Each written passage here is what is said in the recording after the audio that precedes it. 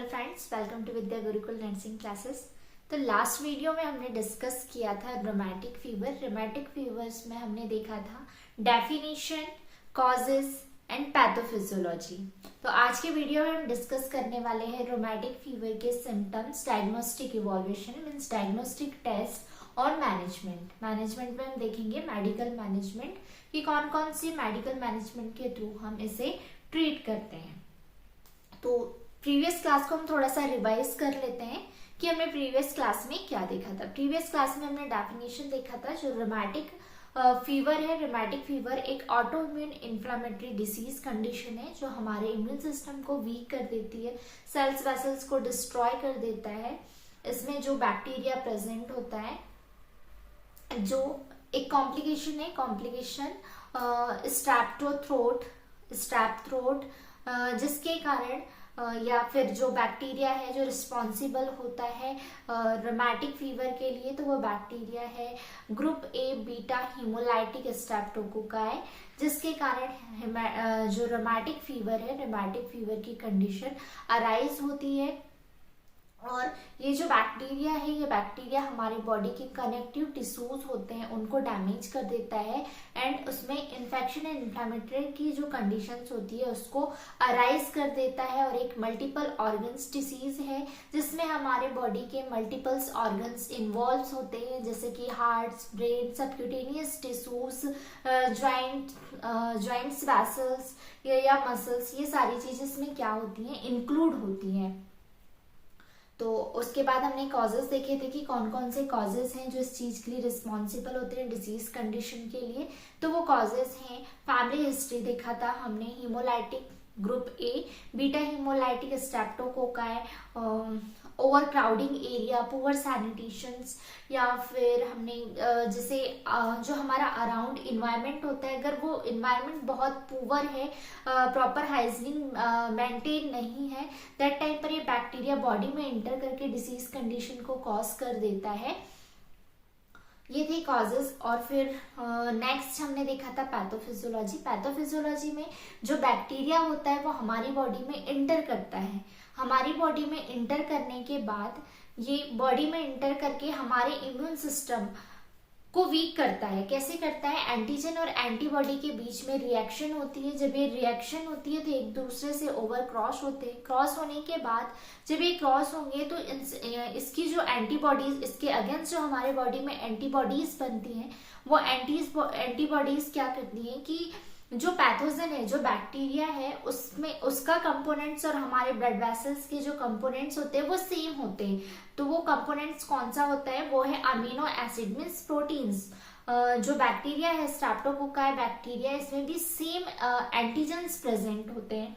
मतलब मीन्स जो कंपोनेंट्स होते हैं वो सेम कंपोनेंट्स प्रेजेंट होते हैं और हमारे बॉडी में जो है वो सेम कंपोनेंट्स होते हैं। तो हमारी बॉडी इस चीज को आइडेंटिफाई नहीं कर पाती है कि जो कंपोनेंट्स हमारी ही बॉडी का है या फिर आए हुए बाहर से पैथोजन का है।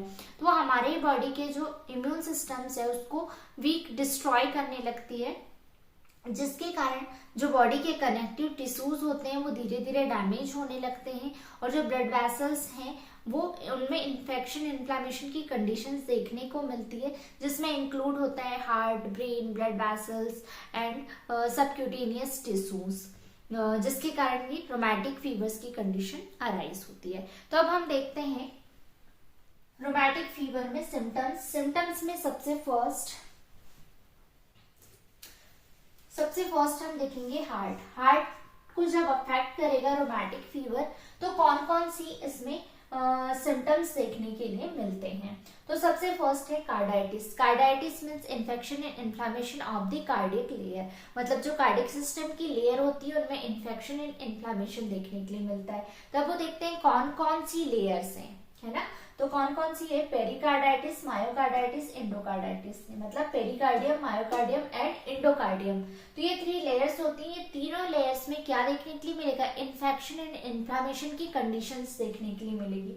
पेरिकार्डियम में मीन्स पेरिकार्डाइटिस, मायोकार्डाइटिस मतलब inflammation of the myocardium layer, endocarditis मतलब जो एंडोमेट्रियम लेयर होती है उसमें इन्फेक्शन देखने के लिए मिलता है। जब मायोकार्डाइटिस की कंडीशन अराइज हो जाती है, जब वो हार्ट को अफेक्ट करता है, तो उस टाइम पर स्कार डेवलप टिश्यूज, मतलब वहाँ के जो टिश्यूज है उसमें स्कार डेवलप हो जाएगा, स्कार फॉर्मेशन देखने के लिए मिलेगा। फिर एंडोकार्डाइटिस, अगर एंडोकार्डाइटिस मीन्स अगर इंडोकार्डियम लेयर जो होती है अगर उसको अफेक्ट कर रही है तो उसमें स्वेलिंग होगा, डिस्फंक्शन ऑफ मिट्रल वॉल्व, जो मिट्रल वॉल्व है क्योंकि इनको कॉन्स्ट्रिक्ट करना है, एक्सपेंड करना है, ये रिस्पॉन्सिबल होता है, एंडोकार्डियम जो लेयर होती है वो इस चीज के लिए रिस्पॉन्सिबल होती है। अगर इसी में इन्फेक्शन देखने के लिए मिलेगा, ये इन्फ्लाम्ड हो चुकी है, तो जो फंक्शन है मिट्रल वॉल्व का वो क्या हो जाएगा, डिसफंक्शन हो जाएगा, प्रॉपर फंक्शन नहीं करेगा।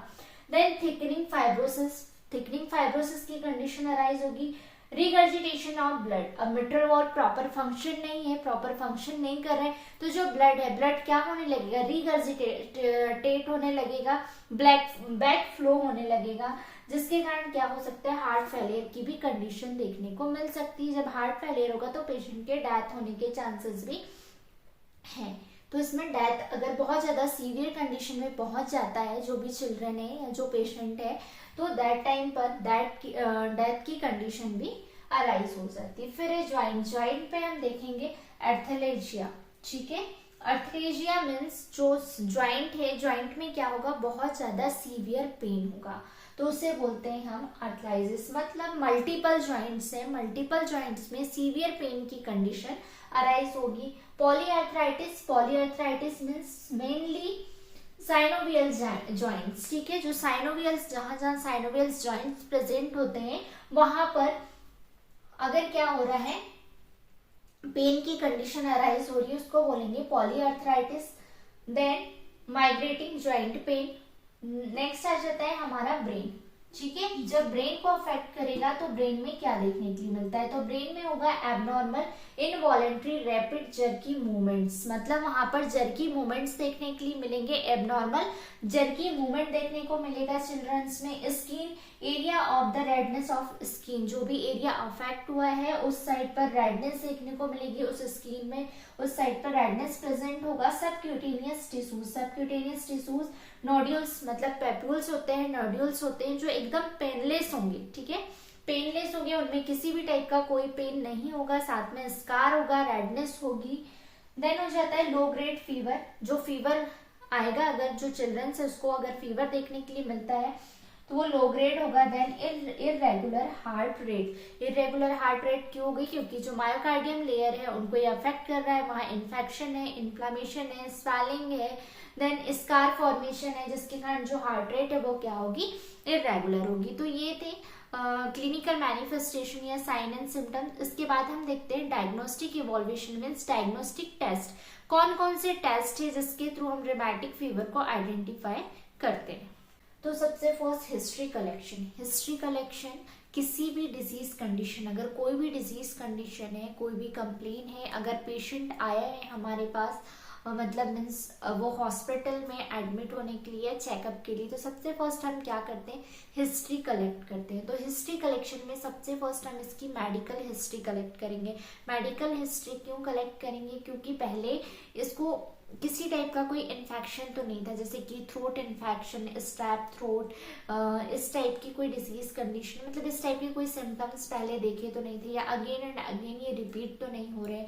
फिर आ जाती है फैमिली हिस्ट्री। फैमिली हिस्ट्री में हमने देखा था जेनेटिक, मतलब उनके जीन में ही ये चीज प्रेजेंट होती है, मतलब कोई डिसऑर्डर होता है या कोई डिसीज कंडीशन होती है, वो चीज उनके one generation to another generation चले आती है। तो हम ये फैमिली हिस्ट्री भी लेते हैं कि उनकी फैमिली में किसी को ये डिसीज कंडीशन तो नहीं है, मदर को, फादर को, ग्रैंडफादर को, किसी को भी कोई डिसीज कंडीशन तो नहीं है, जिसके कारण ये जो जनरेशन है इस जनरेशन में डिसीज कंडीशन देखने के लिए मिल रही है। फिर उसके बाद हम उनका डाइटरी पैटर्न चेक करते हैं, डाइटरी पैटर्न, देन इन्वायरमेंटल, ये सारी हिस्ट्री हम क्या करते हैं, कलेक्ट करते हैं। तो ये सारी हिस्ट्री हमें क्या करनी है, कलेक्ट करनी है। देन आ जाता है फिजिकल एग्जामिनेशन। फिजिकल एग्जामिनेशन में क्या किया जाता है, हेड टू टो एग्जामिन करेंगे। इसमें हम क्या करेंगे, हेड टू टो एग्जामिन करेंगे, क्योंकि जो रोमैटिक फीवर है वो हमारे बॉडी के मल्टीपल ऑर्गन को अफेक्ट कर रहा है। तो मल्टीपल ऑर्गन को अफेक्ट कर रहा है, इसलिए हम क्या करेंगे, हेड टू टो एग्जामिन करेंगे, हेड टू टो एग्जामिन करेंगे, जिसके थ्रू हम फाइंड आउट करेंगे या देखेंगे, ब्रेन की एक्टिविटी चेक करेंगे, हार्ट साउंड सुनेंगे, इंस्पेक्शन करेंगे। इंस्पेक्शन के थ्रू हम क्या देखेंगे, स्किन स्किन में किसी टाइप के कोई नोड्यूल्स तो प्रेजेंट नहीं है, कोई लीजन्स तो नहीं है, रेडनेस तो नहीं है। ये सारी चीजें हम क्या करते हैं फिजिकल एग्जामिनेशन में हेड टू टो एग्जामिन करेंगे। देन ब्लड टेस्ट में जब हम ब्लड टेस्ट करते हैं तो ब्लड टेस्ट में अगर रोमैटिक फीवर की कंडीशन है पेशेंट में, इस कंडीशन से सफर कर रहा है, दैट टाइम पर उस चिल्ड्रंस में इंक्रीज ESR देखने के लिए मिलेगा। जो ESR रेट है वो इंक्रीज होगा, हाई सी रिएक्टिव प्रोटीन क्या होगा, हाई होगा। इलेक्ट्रोकार्डियोग्राम करेंगे, इलेक्ट्रोकार्डियोग्राम हम जब करेंगे तब P और R इंटरवल्स क्या होंगे, प्रोलॉन्ग्ड होंगे, हमें प्रोलॉन्ग्ड देखने के लिए मिलेंगे। देन इकोकार्डियोग्राम, ये था इलेक्ट्रोकार्डियोग्राम। इलेक्ट्रोकार्डियोग्राम में हम क्या देखेंगे, वेव्स चेक करते हैं। वेव्स चेक जब हम इलेक्ट्रिकल एक्टिविटीज चेक करेंगे हार्ट की तो हमें प्रोलॉन्ग्ड P और R इंटरवल्स देखने के लिए मिलेंगे।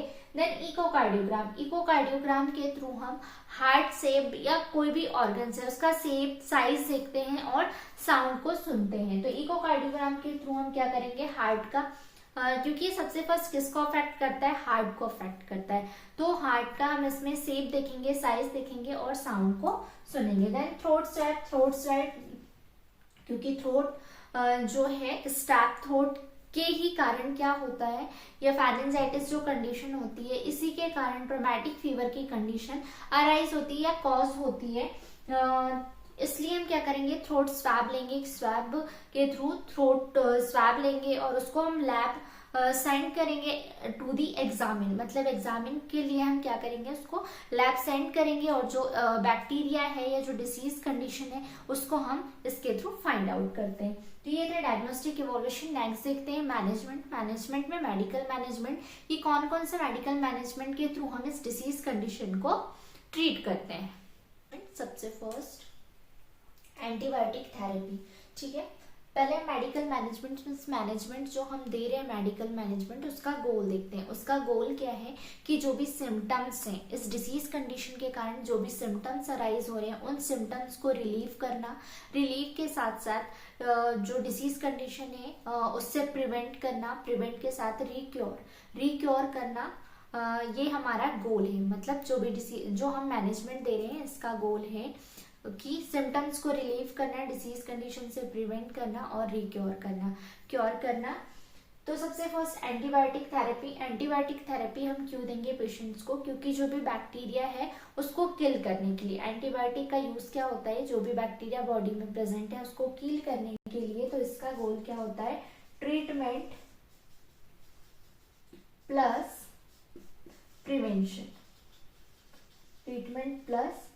प्रिवेंशन। एंटीबायोटिक थेरेपी देंगे हम, एंटीबायोटिक थेरेपी में हम मेडिसिन देंगे उसको, पेनिसिलिन एंड इरेथ्रोमाइसिन।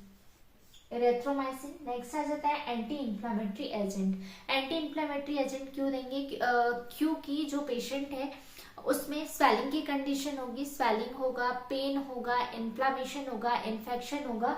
तो इसको रिलीव करने के लिए, पेन को, स्वेलिंग को, इन्फेक्शन, इन्फ्लामेशन की कंडीशन से रिलीव करने के लिए हम एंटी इंफ्लेमेटरी एजेंट देंगे एस्प्रिन एज पर डॉक्टर प्रिस्क्रिप्शन। ये मेडिसिन हम किसके थ्रू देते हैं, एज अ डॉक्टर प्रिस्क्रिप्शन। पहले डॉक्टर इसको प्रिस्क्राइब करते हैं, उसके बाद ही हम ये मेडिसिन ले सकते हैं। देन नेक्स्ट है कार्टिकोस्टेरॉइड में हम देंगे प्रेडनिसोलोन, एंटी कन्वल्सन। कार्टिकोस्टेरॉइड का यूज क्या होता है, कार्टिकोस्टेरॉइड जब बहुत ज्यादा पेन है या बहुत अनटॉलरेट पेन हो रहा है या बहुत डिस्कम्फर्ट हो रहा है पेशेंट को, दैट टाइम पर हम कार्टिकोस्टेरॉइड्स देते हैं। देन एंटी कन्वल्सन, अगर ब्रेन अफेक्ट हो गया है, पेशेंट्स को बार बार जर्की मूवमेंट्स आ रहे हैं, कन्वर्जन्स आ रहे हैं, दैट टाइम पर एंटी कन्वर्जन ड्रग देंगे। एंटी कन्वर्जन ड्रग में valproic acid and carbamazepine, as पर डॉक्टर प्रिस्क्रिप्शन हमें ये मेडिसिन लेनी है।